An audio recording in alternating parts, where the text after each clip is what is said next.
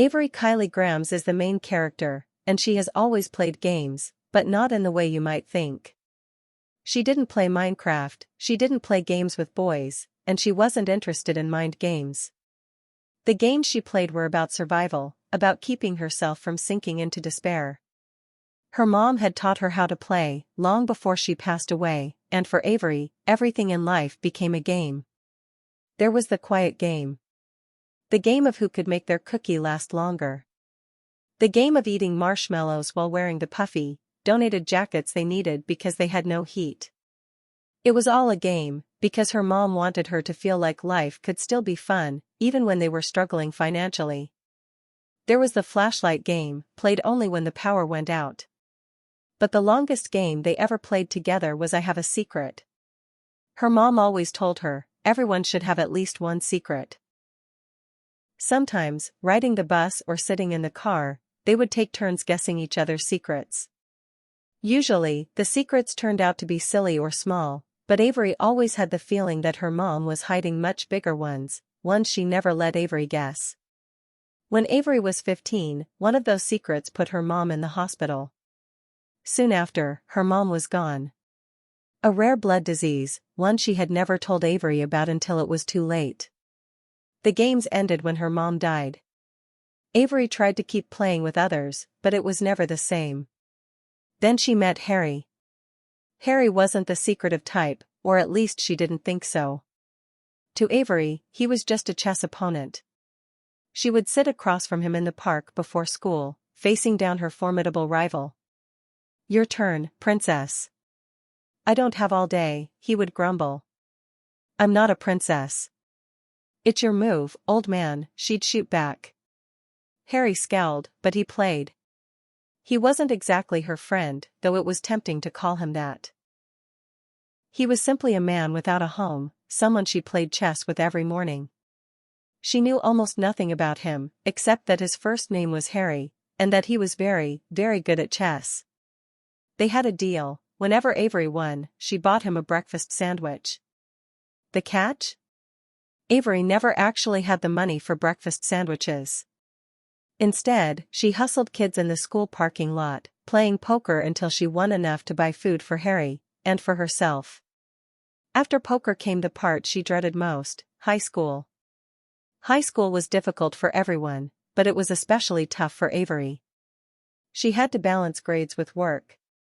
She needed near-perfect marks in order to earn a full scholarship to college, her only chance at escaping poverty. Avery wanted to become an actuary. It wasn't glamorous, but it was stable, employable, and promised financial security. That was what she needed: not thrills, not risks, but reliability. Avery was the kind of student who earned solid 90s and 95s in all her classes, even while holding down a part-time job. She often wondered what her life might have been like if she'd been born into a comfortable family, a dentist father, maybe, and a pharmacist mother. She could have focused entirely on school, explored different career paths, and chased opportunities. But that wasn't her reality.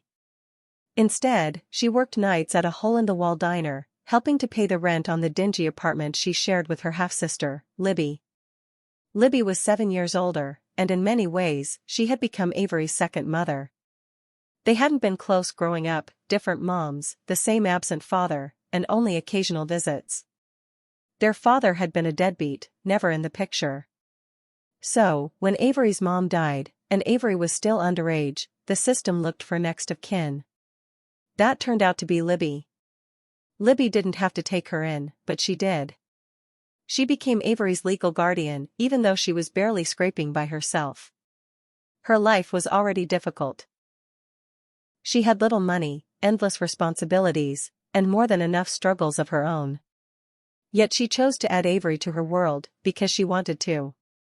The thing about Libby was that she was far too empathetic for her own good, or really, for anyone's good.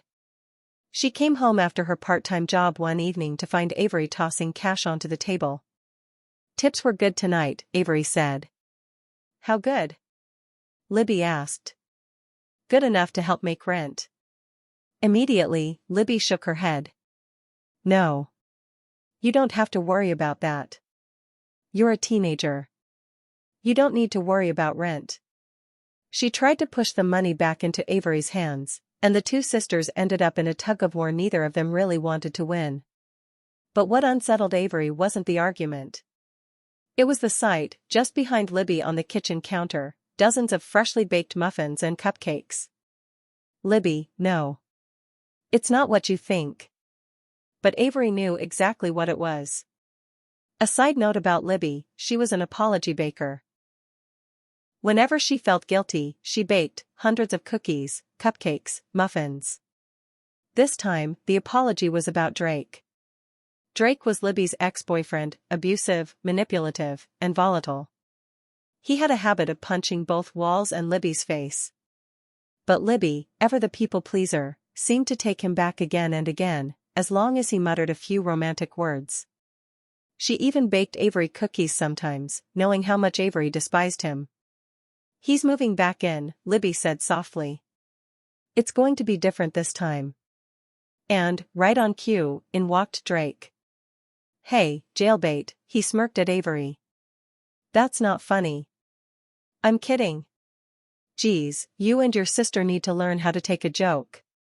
Avery felt anger rise in her chest, not at Libby, but at him. She turned to her sister and whispered, "Libby, this is not healthy. If Drake's staying here, then I'm not. If you need me, I'll be living in my car." It wasn't an ideal situation. Avery's car was old, some would call it a piece of junk. But at least the heater worked. That night, she parked in the back of the diner where she worked, hoping that meant she was less likely to be towed. Sitting in the car, she considered what to do, homework, texting someone, but the truth hit her. She was completely alone. The only person she could text was Libby, who was part of the problem. Her best friend, Max Liu, lived far away now. Max's parents were strict, classic tiger parents, and barely let her use the phone. Still, they tried to talk whenever possible. Avery sent a hopeful text, "Max. You know who's back." She put the phone down and tried not to think. Homework felt impossible. Instead, she reached into the glove compartment and pulled out a stack of postcards. Dozens of them.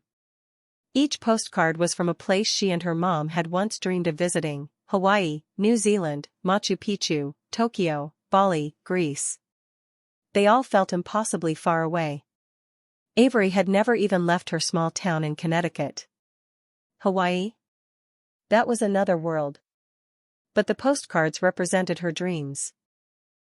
One day, after she became an actuary, she'd save up and travel, maybe once a year, maybe once every 2 years. All she had to do was get through high school first. That, in itself, felt impossible. The next morning, Avery realized why sleeping in cars wasn't recommended. Every muscle in her body ached like she had aged 50 years. She showered in the school gym, her wet hair plastered against her neck as she walked into class. Not a good look, but at least nobody noticed. Avery was what the book called a wallpaper student. She blended in. Nobody bullied her, but nobody cared, either. She was utterly insignificant, and she didn't mind. Which is why it was shocking when the classroom door burst open and a member of the admin staff called, "Avery Grams, you're needed in the principal's office." Immediately. Confused, Avery gathered her things. Girls like me don't get summoned to the principal's office, she thought. We make exactly as much trouble as we can afford to make. Which, in my case, is none. Her heart raced as she stepped into the office, and froze. Libby was already there, still in her waitress uniform. If they had called her legal guardian away from work, it had to be serious. Avery braced herself. "Is it Dad?" she asked automatically. But then she noticed the man sitting in the principal's chair. He was young, 19 at most, but dressed in a perfectly tailored 3-piece suit that looked like it had been sewn onto him. Armani? Tom Ford? She wasn't sure. But he radiated wealth. Not because of expensive cologne, but because of the aura he carried, the natural entitlement of someone who had been born into power and influence.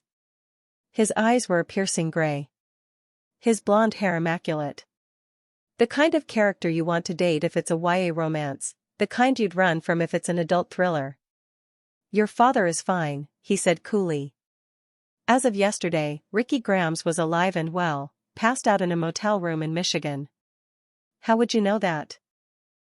Avery asked. It's best you assume that I know everything. Of course, Avery thought. A guy who thinks he knows everything. That's new. Who are you? Where's the principal? What do you want? All I want is to deliver a message, one that has proven difficult to send via traditional means. Libby flushed. Sorry. That might be my fault. What might be your fault? Avery demanded. I thought the letters were a scam. I had no idea they were real. What letters? The ones my grandfather's attorneys have been sending, the boy said smoothly. Certified mail. For the past 3 weeks. He straightened in his chair. Let me start again. My name is Grayson Hawthorne. I'm here on behalf of McNamara, Ortega, and Jones, a Dallas-based law firm representing my grandfather's estate. He passed away earlier this month. His name was Tobias Hawthorne. He paused, waiting for gasps, recognition, anything. But Avery and Libby only stared blankly. Most grandfathers do indeed pass away at some point, Avery said flatly. Unfortunately. Grayson pressed on. My grandfather was a wealthy man, Miss Grams. And it appears that, along with our family and longtime employees, you have been named in his will. His what? His will. I don't know exactly what he left you, but your presence is required at the reading. We've postponed it for weeks trying to reach you. Avery's mind spun. None of this made sense. Why would your grandfather leave anything to me? That is the question of the hour. Grayson rose, adjusting his cufflinks. I've taken the liberty of arranging your travel. I'll give you a moment to talk. He strode out of the room with effortless confidence. Libby looked delighted. Sorry, Ava. I thought it was a scheme, you know, one of those you've inherited money, call us now, scams. Maybe it is, Avery muttered. Why would a man I've never met, or even heard of, put me in his will? To be sure, she quickly Googled the name, Tobias Hawthorne. The results nearly made her choke. Billionaire philanthropist. Holy philanthropist, Libby whispered. Do you know what that means? It means he donated a lot of money, Avery replied. It means he was rich, Libby corrected. Seriously rich. Why would a total stranger leave me anything? Maybe he knew your mom? Regardless, there was no avoiding it. The will's reading awaited them. And as Grayson promised, first-class tickets had already been booked. With that, both sisters took time off work and boarded a first-class flight. It was their first time on a plane, first class, no less, and they took full advantage. They sipped champagne, snapped photos, and reveled in the novelty of it all, while wealthy passengers looked down their noses at them for being too tacky to belong in first class. Maybe it was the way Libby's bright blue hair stood out, or maybe it was simply their wide-eyed awe. Either way, they didn't care. Avery, though, was simply grateful. Grateful that this trip, whatever it turned out to be, meant even a temporary escape for Libby from Drake. On the plane, they Googled Tobias Hawthorne. He wasn't just a philanthropist. He wasn't just rich. He was worth billions. Avery tried to stay calm. Things like this didn't happen to girls like her. And if she let herself dream of $10,000, or even just $2,000, it felt dangerous. Too good to be true. Surely her hopes would come crashing down at the will reading. So she forced herself not to think about it. When they landed, a striking woman in a sharp, perfectly tailored pantsuit was waiting. Miss Grams, I'm Melissa Ortega from McNamara, Ortega, and Jones. You are a very difficult young woman to get a hold of. Yeah, well. I live in my car, Avery said. Libby jumped in immediately. She doesn't live in her car. Tell her you don't live in your car. Alyssa, however, didn't appear to care either way. She simply turned on her heel and strode toward the exit, her heels clicking against the polished floor. I will be your liaison from the firm. Anything you need while you're here, you come to me. There was something about the way Alyssa carried herself, the same way Grayson had. A natural confidence and unspoken certainty that she mattered. Once they were in the car, Avery finally asked the question that had been burning in her mind since the moment this all began. Do you know what's in the will? Alyssa shook her head. I do not. But we'll all find out soon enough. The reading is scheduled for shortly after your arrival at Hawthorne House. The house has a name? Avery asked skeptically. It does. It's not the Hawthorne's house. It's Hawthorne House. And yes, both you and your sister will be staying there overnight. Alyssa went on to describe the estate. It's not a typical mansion, or even a typical estate. The house has so many rooms that no one can say for certain how many. There isn't even an accurate floor plan. Mr. Hawthorne bought the original estate decades ago, on an enormous wooded property, and as his wealth grew, he continued to add wing after wing. The result is less a house than a labyrinth. A maze. She glanced at them briefly. My father was Mr. Hawthorne's attorney before me. I spent much of my childhood there, and I can assure you, it's unlike anywhere you've ever been. Do you have any idea why I'm here? Avery pressed. Why he would leave me anything? Alyssa arched a brow. Are you the world-saving type? No. Has your life ever been ruined by someone with the last name Hawthorne? No. Then consider yourself lucky. And with that, the conversation ended. When the car pulled up the long drive, Avery's thoughts came to a halt. Words deserted her. Hawthorne House was not just a mansion. It was not just a rich man's home. It was a palace, something out of a royal fairy tale. Before meeting the Hawthornes, though, the family tree needed some explaining. Tobias Hawthorne, the patriarch who had just died, had married a woman named Alice. Both were now deceased. Together, they'd had 3 children, Zara, Skye, and their only son, Toby. Toby, however, had died mysteriously years earlier. That left Zara and Skye.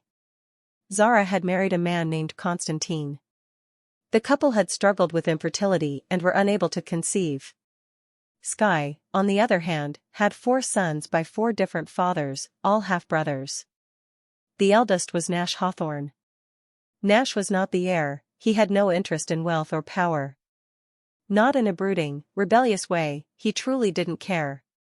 The only time he seemed to use the family's money was to save lost causes. Women in distress were his weakness.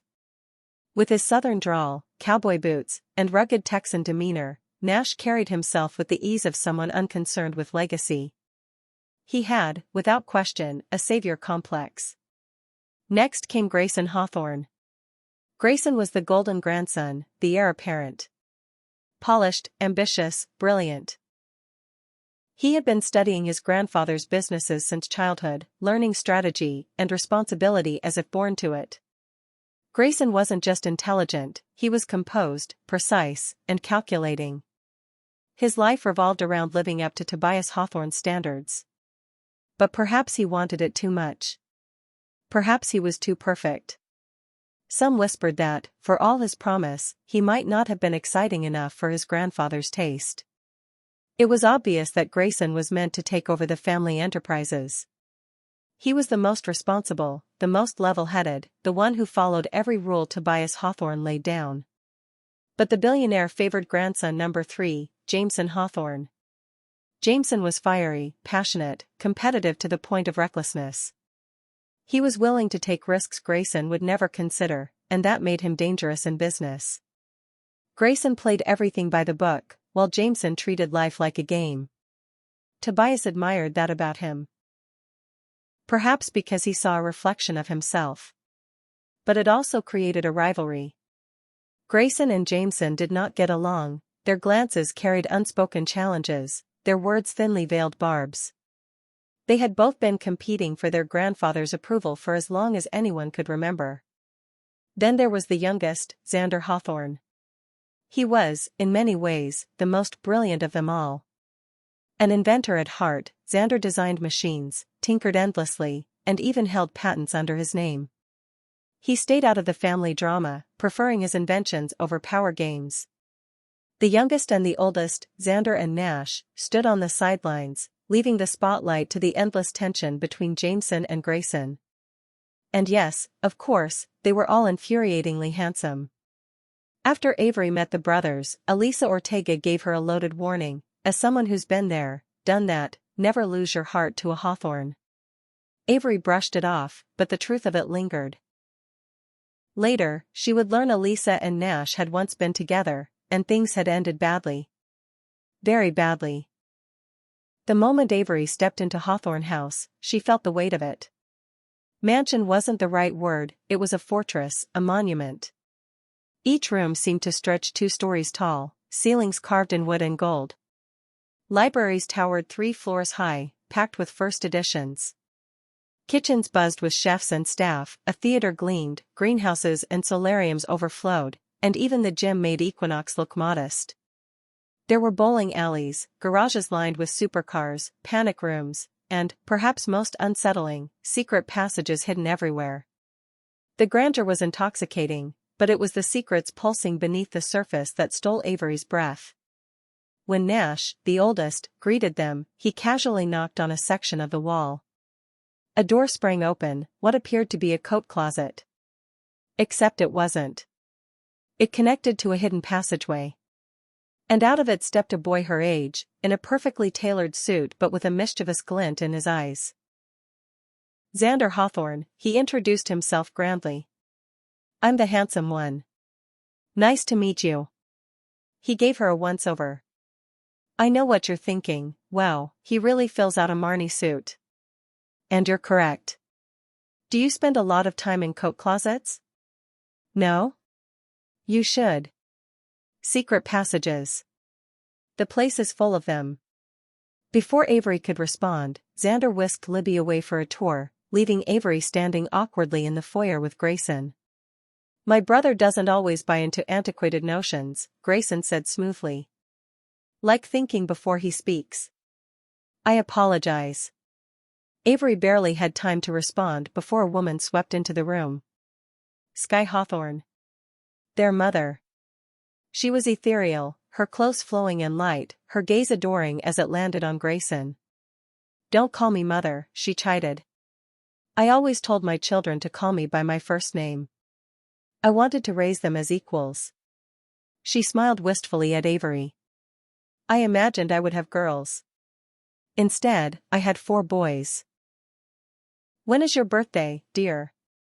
Are you a Scorpio? Capricorn? Certainly not a Pisces. Mother, Grayson muttered under his breath. Before the conversation could go further, another woman entered, Sky's opposite in every way. Zara Hawthorne, their aunt. Sharp, commanding, pearls at her throat, power in her stride. Sky, she said crisply. I doubt Miss Graham's plans to stay long enough for an astrological reading. I'm Zara Hawthorne. How did you know my father? I didn't, Avery replied. For the briefest second, she caught their expressions, confusion, curiosity, something unreadable. And suddenly she realized, none of them knew what was in the will. Not even the grandsons. They had all been expecting Grayson to inherit everything. The great room was filled with people, lawyers, family, staff. The air was heavy, the grief palpable. Tobias Hawthorne had died only weeks ago, and for Avery, the sorrow stirred memories of her own mother's death 2 years earlier. It was too much. I'm going to get some air, she whispered to Libby. She slipped out to the back of the estate. Calling it a backyard was laughable. It was an enchanted forest, a garden of statues, greenhouses, and woods stretching endlessly. And then a voice, lazy and amused, floated down from above. The last Hawthorne grandson. Shirtless, drunk, perched precariously on a balcony. You're going to fall, Avery called up. Interesting proposition, he drawled.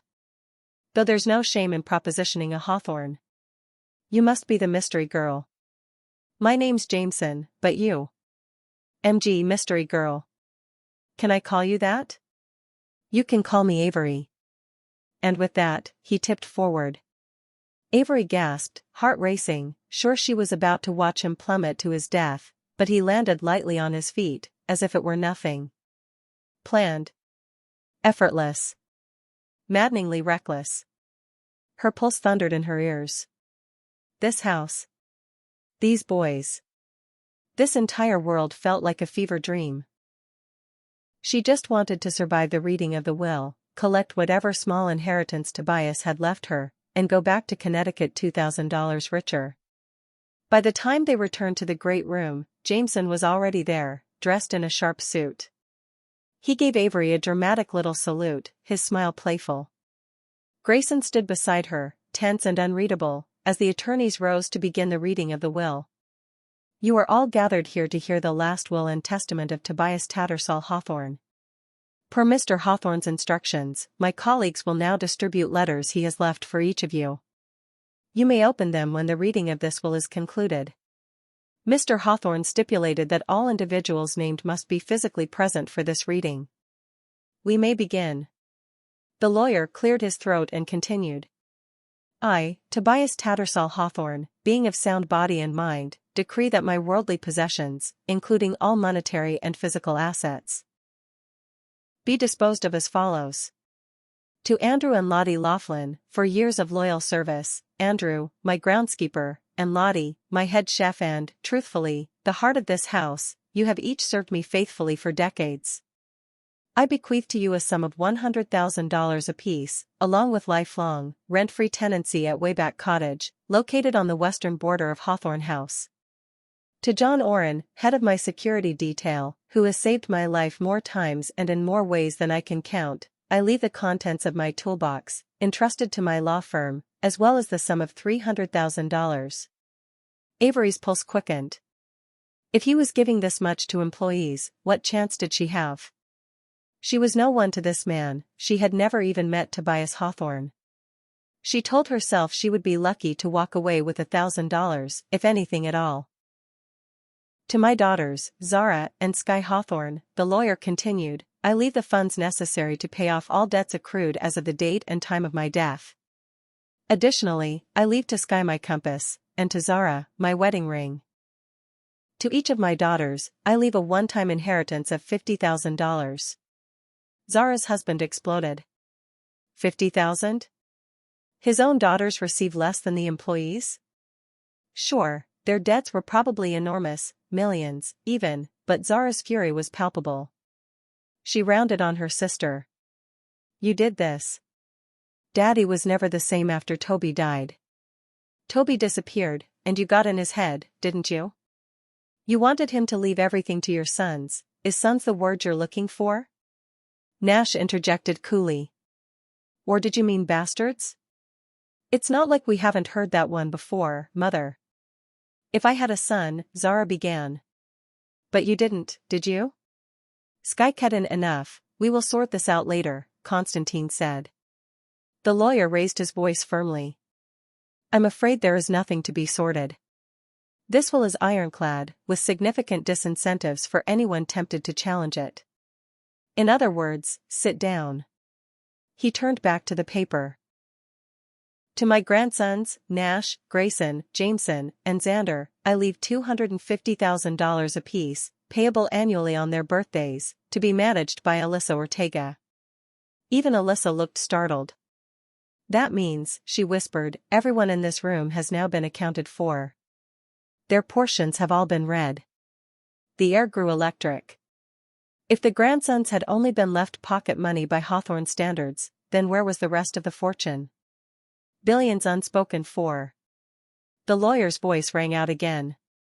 The remainder of my estate, including all properties, monetary assets, and worldly possessions not otherwise specified, I leave to Avery Kiley Grams.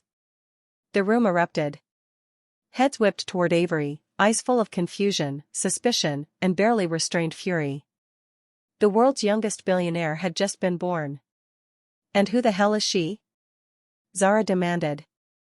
There must be some mistake, Grayson said tightly. He left everything to her? There is no mistake, the lawyer replied firmly. Tobias Hawthorne's last will and testament is unbreakable. Furthermore, let me make one point very clear. Per the terms of the will, any heir who challenges Avery's inheritance will forfeit their share entirely. Avery felt dizzy, the world spinning. She was as shocked as they were. No will is unbreakable, Zara's husband hissed. Not with that kind of money at stake. Spoken like someone who never knew the old man, Nash countered. Grayson looked at Avery. I think you should leave. Avery half-turned, ready to make an exit, when Alyssa Ortega spoke up. Technically, it's her house. The lawyer nodded. My daughter is correct. Miss Grams, you own it all. Not just the fortune, but all properties, including Hawthorne House itself. Per the terms of your inheritance, the current occupants have been granted tenancy unless you find cause for their removal. Under no circumstances can any of them remove you. Avery's heart pounded. They're going to kill me. Someone in this room is actually going to kill me. At that moment, Orrin stepped forward, placing himself between Avery and the family. Orrin, step aside, Zara ordered. You work for us. I worked for Mr. Hawthorne, Orrin corrected evenly.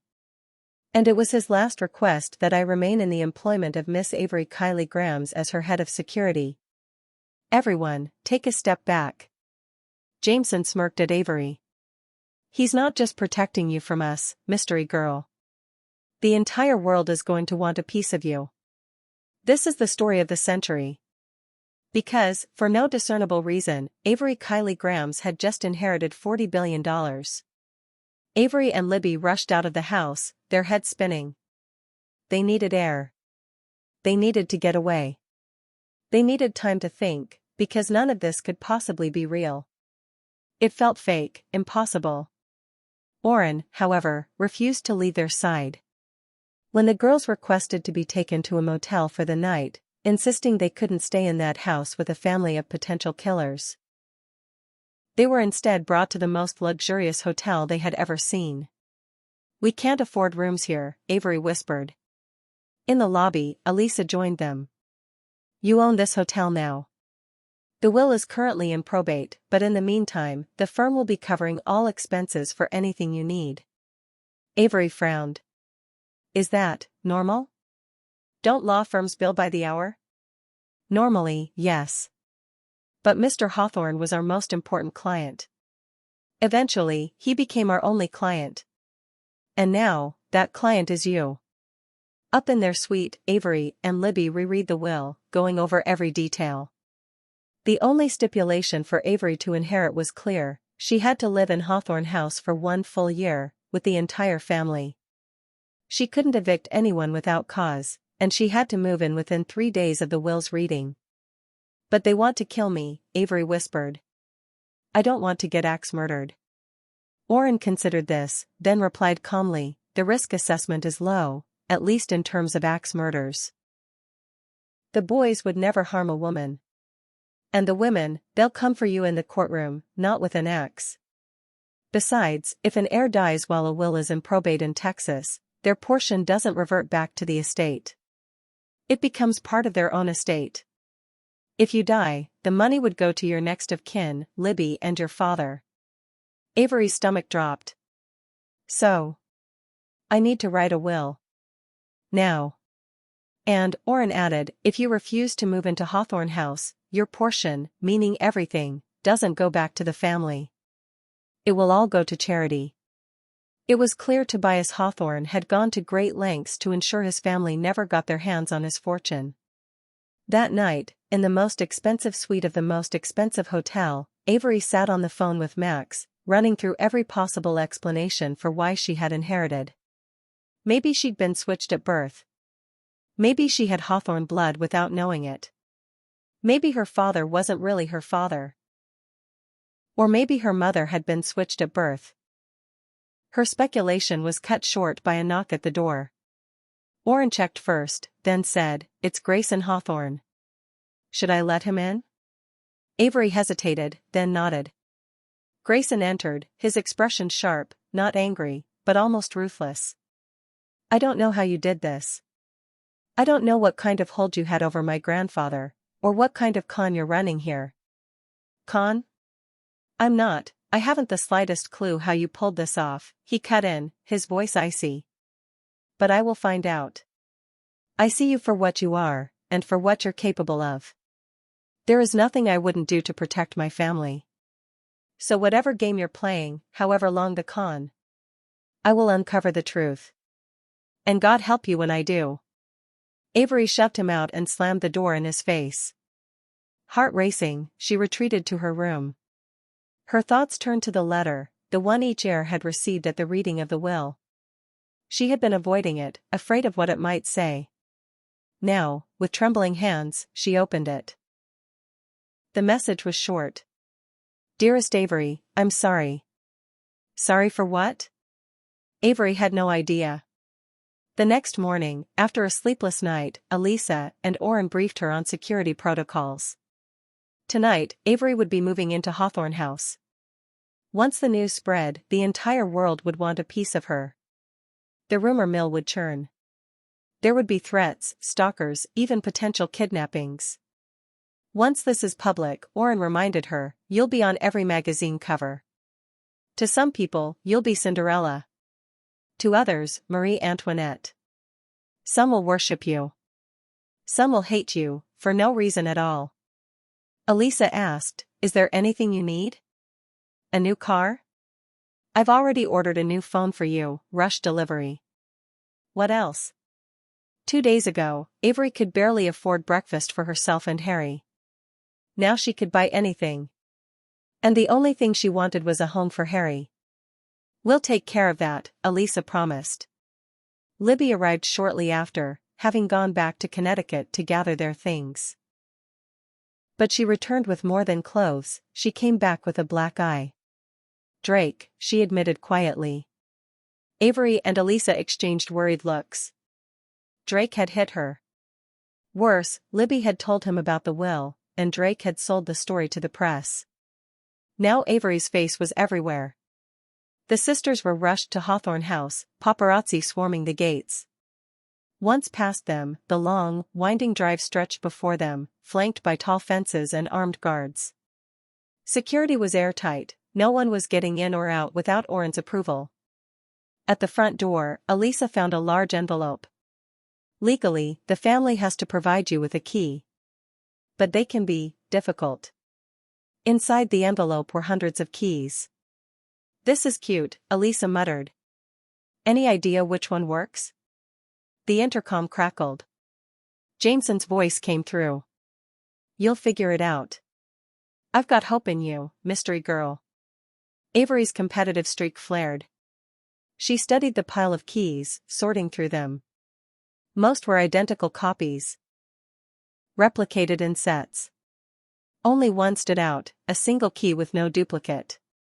This one, she said. Her hand trembled slightly as she slid it into the lock. The door opened on the first try. Libby gaped. Avery, how did you know? The intercom crackled again. Jameson's voice was smooth. Sometimes, things that appear different on the surface are exactly the same at their core. The first day in Hawthorne House passed in a blur. Avery saw the 4 brothers together in one place, the full force of them. They were dazzling, intimidating, untouchable. Whatever their feelings toward one another, they were Hawthorns. And Avery was an outsider. In the library, the brothers talked among themselves, ignoring her presence, as though she weren't even in the room. Jameson smirked. She got the key faster than any of us. Grayson's jaw tightened. Why would you even give her the keys? I wanted to see how she'd do, Jameson replied lightly. We don't want to hear her time, Grayson snapped. Well, I'll tell you anyway. She was fast. Special. Grayson stepped forward, his voice low and sharp. I told you to stay away from her. Jameson only smirked wider. Then he turned to Avery. Welcome to Hawthorne House, mystery girl. Or should I call you Eris? Now what do you think, Gray? Got a nickname preference for our new landlord? Jameson asked. Grayson didn't even glance at Avery. His focus was elsewhere. I'm trying to protect you, Jameson. Jameson smirked. I think we all know, Grayson, that the only person you've ever truly protected is yourself. Before things could escalate further, Nash stepped in. Xander, why don't you show Avery her wing of the house? Got it, Xander replied cheerfully. And we can stop by for cookies on the way. No cookies, Grayson interjected. Fine, Xander countered. Scones, then. They made their way toward the kitchen. We'll stop for scones, Xander confirmed. Everyone was staring at him in confusion. Avery finally asked, aren't you supposed to hate me, like the rest of them? I do hate you, Xander replied, deadpan. If you've noticed, I kept the blueberry scones for myself and gave you the disgusting lemon-flavored ones. Such is the depth of my loathing for you. Avery frowned. This isn't a joke.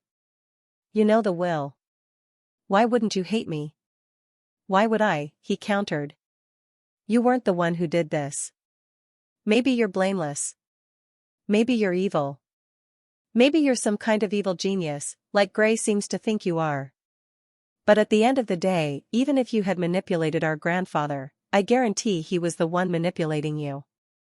They continued on, moving deeper into the labyrinthine maze of Hawthorne House. The place felt almost like Hogwarts, vast, winding, and full of secrets. Warren followed close behind as Xander began explaining. Hawthorne House is the largest residential home in the state of Texas. I could give you a square footage number, but it would only be an estimate.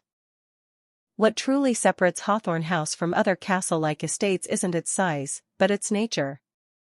My grandfather added new wings to the house constantly. The east wing is now technically the northeast wing.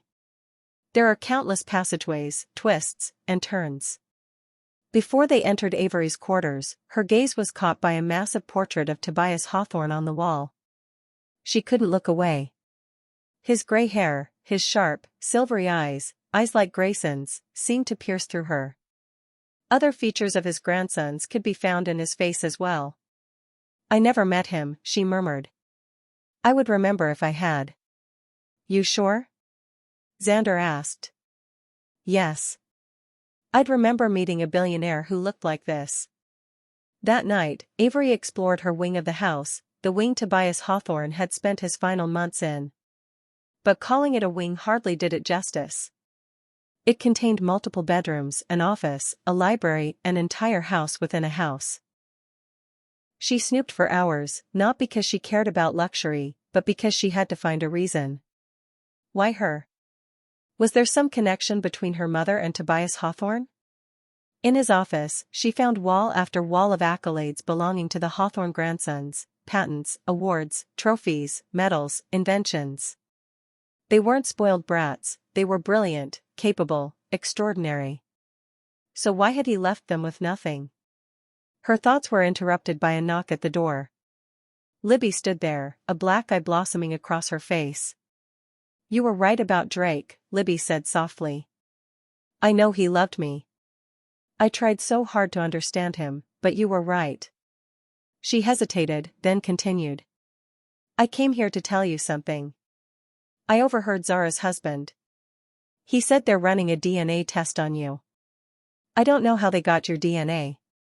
Avery froze, then nodded. It made sense. The simplest explanation was that she was somehow related to Tobias Hawthorne. Libby looked stricken. But if he's your father, if you're related to them, then my dad isn't your dad.